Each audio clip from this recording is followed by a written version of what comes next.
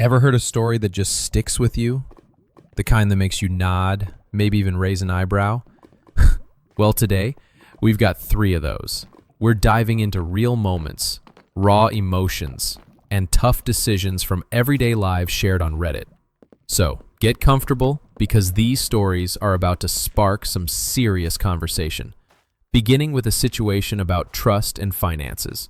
Do I just accept that my fiancé can only pay a small portion of the bills and not question it? My fiancé gets angry when I talk about money. Currently, we need to move to a bigger place for his daughter, and he refuses to pay 50-50. Do I just accept that he can only pay a small portion of the bills and not question it, despite his good income? Okay, this is already ringing alarm bells. Money is one of the top reasons couples fight, and if he gets angry when you talk about it, that's a massive red flag before you even get to the numbers. Let's hear the context she provides. My fiancé and I have lived together for 5 months now. Currently, I pay a majority of the bills, about 70-30, which I agreed to as this was my apartment first, and was supposed to be temporary until we found a bigger place. The plan was to split bills 50-50 when we moved. We are at a point now that we really need a bigger place. He has a daughter we have on the weekends, and currently she is sleeping in the living room. So, the current 70-30 split was temporary and agreed upon, with the clear understanding that a 50-50 split would happen once they moved, and the need for a bigger place is urgent because his daughter is sleeping in the living room.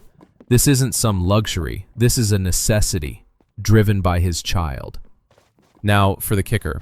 When I asked him how much he can afford in rent, he told me $600 a month total for his half of rent, electricity, Wi-Fi. He makes $65K annually and has minimal other bills. Also, prior to moving in with me, he paid $1,100 a month in rent alone. So I'm not sure why now he can only afford $600. Wait, he makes $65K a year, has minimal other bills, and wants to pay $600 total for his half of everything, rent, electricity, Wi-Fi, and he used to pay $1,100 just for rent? My math isn't matching here. Something is seriously off. $65K annually is roughly $55 a month before taxes.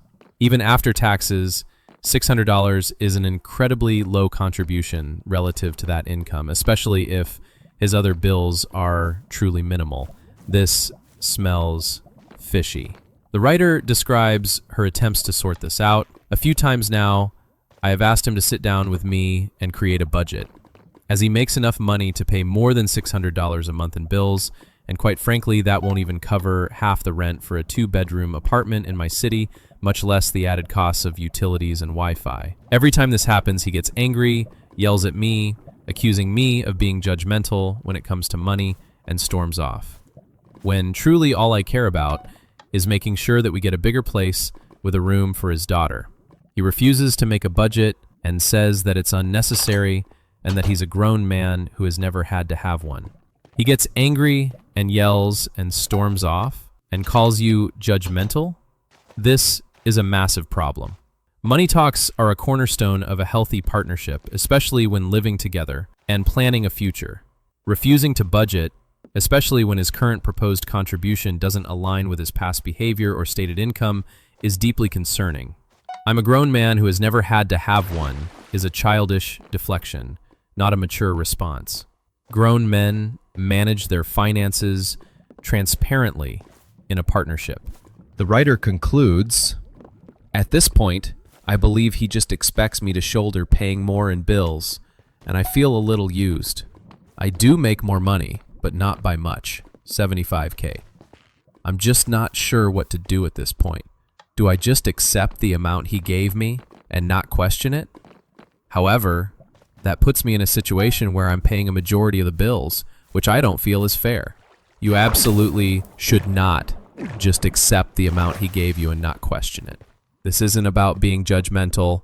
It's about being a financial partner and ensuring stability for your shared future, which now includes his child.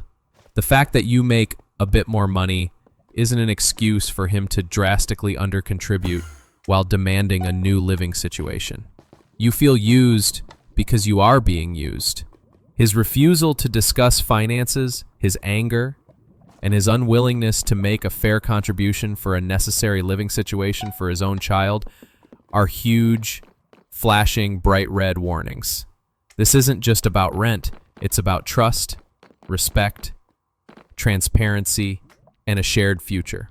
If he can't even have a civil, honest conversation about money before marriage, what will happen after? Let's move on to our next submission.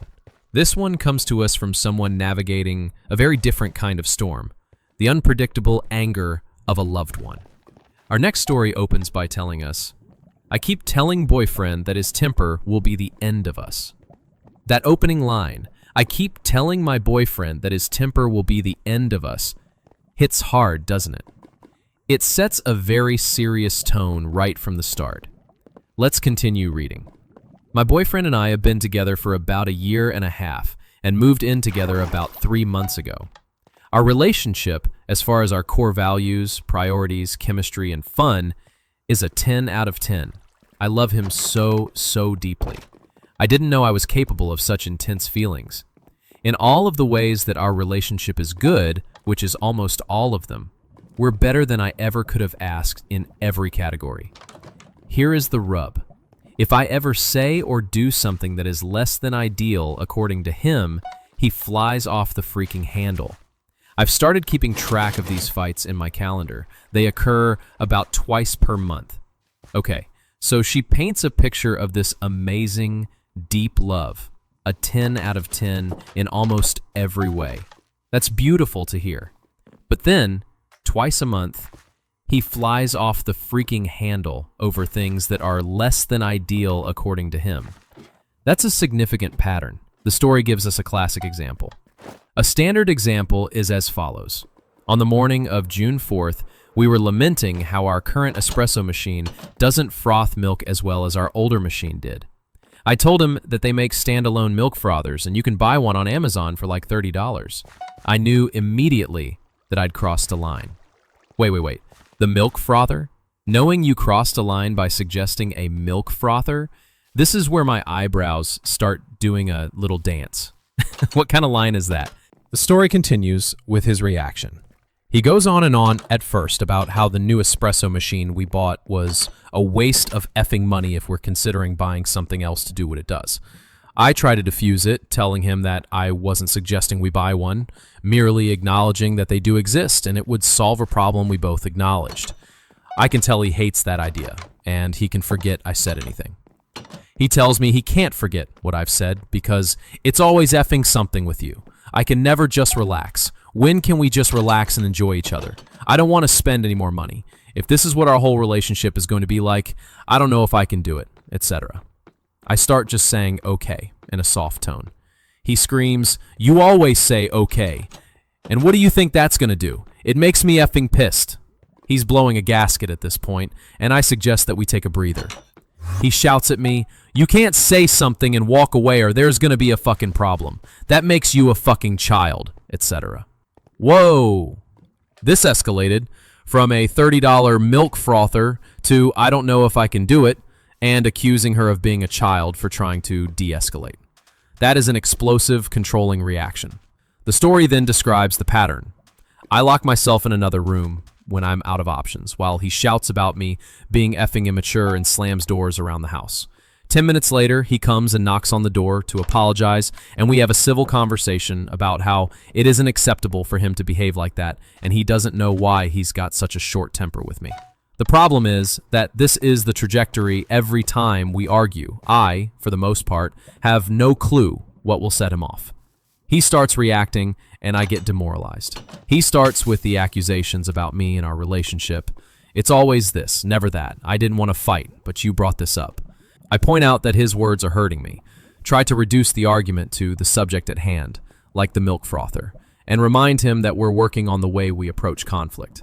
It doesn't work for me to try to de-escalate it in any way by engaging with him, and then eventually I tell him I'm taking 5 and walk away, while he's full on shouting at me. He comes to find me to apologize, and I can explain the same thing to him after 10 minutes, and suddenly it has a whole new meaning, and he's understanding and compassionate. It's like a switch flips in his brain after 10 minutes of solitary rage. Suddenly, he's a different person, understanding and compassionate. This is a very concerning cycle.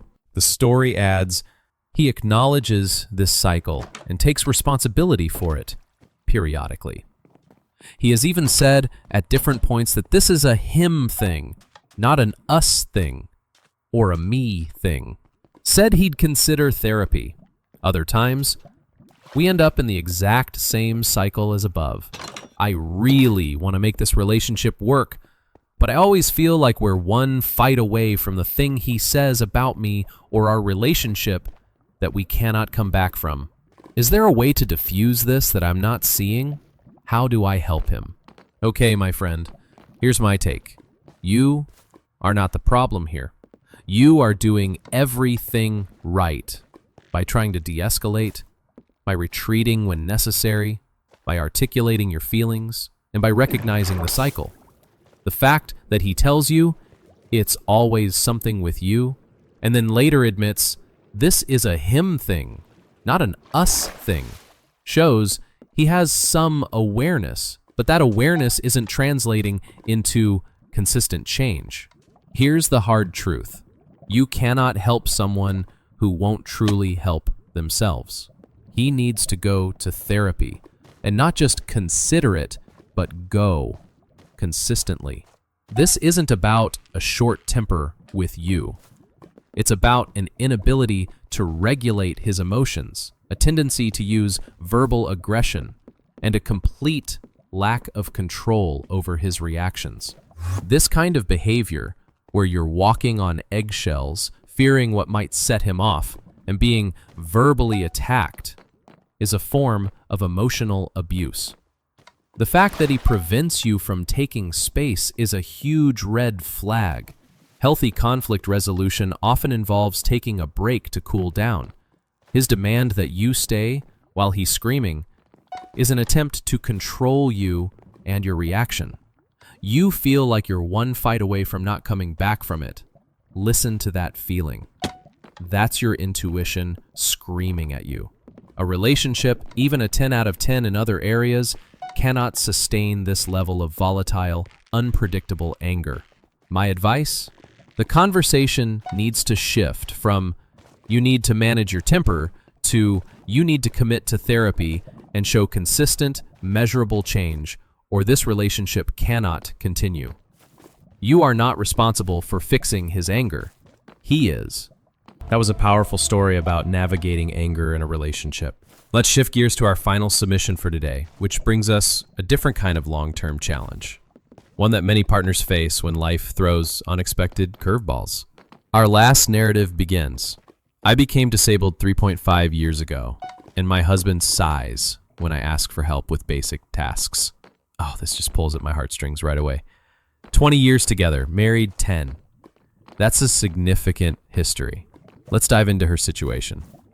I became disabled about 3.5 years ago, and despite losing most mobility in my legs, coupled with some significant pain flares, where it's hard to move, I still keep up with a lot of tasks. I also am the primary caretaker for my daughter. I dress her, bathe her, feed her, take her to and from school, do homework, etc.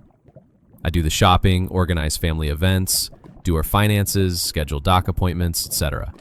As far as housework, I still do the majority of laundry, dishes, and meals for my hubby, my daughter, and myself. I still keep everything tidy and neat in all rooms. I clean the kitchen, windows, clean the bathrooms, even if it's on my hands and knees. But I just can't vacuum any longer. Now, my husband has always cut the grass, does the pool, hot tub, garbage, etc., and works a full-time job, so I understand he's busy too. Wow. Let's just pause and appreciate this woman for a second. She's dealing with significant physical challenges, pain flares, and limited mobility, yet she is still crushing it. Primary caregiver for her daughter, managing the household, finances, appointments, most of the cooking, cleaning, laundry, on her hands and knees to clean bathrooms. That's incredible resilience and dedication. And yes, her husband has his duties too, but the sheer volume of what she's doing while disabled is truly astounding. Then she hits us with the core issue. I am a type A, And prior to becoming disabled, I did everything and never had to ask for help from anyone. I just did it all. I never asked my husband to vacuum or help with laundry, and simple tasks, like when he's home from work, like if he could retrieve a few things for me so I can save some physical steps. For example, I ask, can you get our daughter a snack? Can you throw the laundry in the dryer? It's hard for me to bend some days. Or, can you fill my water or get my pills, etc. Mind you, 80% of days he comes home to a meal waiting for him, and we don't bother him until he's showered and finished with his dinner. Or he's even more grumpy. When I ask him these favors, I am a lot of times met with eye rolls, heavy sighs, or sarcastic remarks like great, or I am so happy to do that for you. Okay, hold on. This is where the story takes a sharp turn from admirable resilience to gut-wrenching pain. The sighs, the eye rolls, the sarcastic remarks, for asking him to get a snack for his own daughter or throw laundry into the dryer for his disabled wife who just cleaned the bathroom on her hands and knees. That's not okay. Not even a little bit. And the fact that she already preps him with a meal and lets him settle in before even asking for small things just shows how much she's trying to minimize her needs. The writer explains her feelings. I talk to him over and over to nauseam how this hurts my heart very much. It's already hard enough that I have the drive, but not the physical stamina to accomplish the millions of tasks set forth. He said at least 24 times that he'll do better, but it's 3.5 years. It makes me so distant from him. I also lost so much respect for him that it's hard for me to see him as a partner. I know he works hard and has stressors, but I wanted a teammate. I feel cheated. He says who cares what his response is, just as long as he does what I ask. What are your thoughts on this? I'm lost on what to do next. Oh, my thoughts are that your husband is failing you. Terribly. Who cares what his response is, just as long as he does what I ask, is a dismissive, utterly unempathetic, and incredibly hurtful thing to say to your partner, especially when that partner is navigating a new disability and asking for reasonable support. It's not just about the action, it's about the attitude and the respect. He's not being a teammate, he's being a reluctant child who is annoyed at being asked to contribute, even minimally, to the household he benefits from. This isn't just about chores, it's about a fundamental lack of compassion and partnership. You didn't ask for this disability, and his resentment, or whatever is causing these reactions, is frankly heartbreaking to read. You deserve a partner who steps up with love and support, not with sighs and sarcasm. This isn't just a logistical problem, it's an emotional and respect problem. You've lost respect for him, and that's a very, very difficult thing to get back. You've communicated your pain to nauseam, and he's offered empty promises. This sounds like a case where professional counseling, either individual for him to understand his own resistance or couples counseling to address the deep rift, is desperately needed. You feeling cheated is a valid and painful emotion. Don't minimize that. Wow, 3 incredibly intense stories today, each one a powerful reminder that relationships, even those built on love, require communication, respect, and a willingness to face challenges head-on. From the tricky financial dynamics of an engaged couple to the unpredictable anger of a beloved boyfriend to the disheartening signs of a long-term husband, these are tough situations. If you're listening and you've been through something similar, or if these stories resonated with you, please let us know in the comments. Your insights, your experiences, and your advice can make a real difference. Thank you for tuning in and sharing your stories with us. Remember, you're not alone in navigating these complexities. Until next time, stay strong, stay kind, and keep those honest conversations going.